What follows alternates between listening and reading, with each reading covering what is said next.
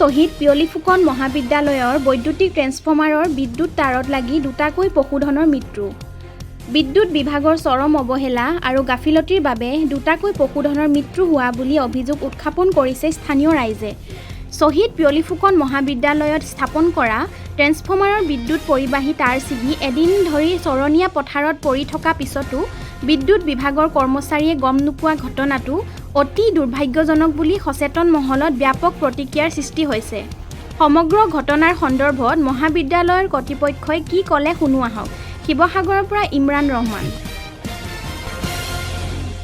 তাৰ ফলত এডাল তাঁৰ ছিগি গৈছিলে, যোৱাৰ ফলত দুটাকৈ পশুধন নষ্ট হৈছে।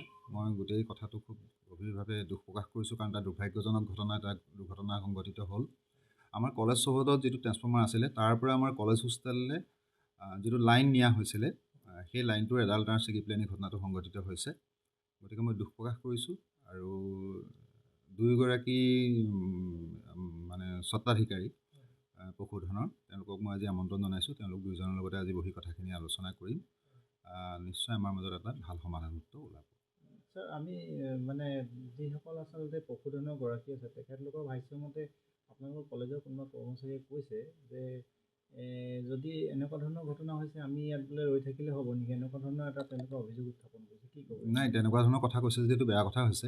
মই তেনেকুৱা ধৰণৰ কথা ক'ব বুলি ভবা নাই, কিন্তু যদি আপোনালোকে শুনিছে, সেইটো কথাটো মই দুখ প্ৰকাশ কৰিছোঁ। আৰু মই আজি তেখেতলোক দুয়োজনৰ লগতে ব্যক্তিগতভাৱে কথা পাতি এটা সমাধান উলিয়াম। ঠিক আছে।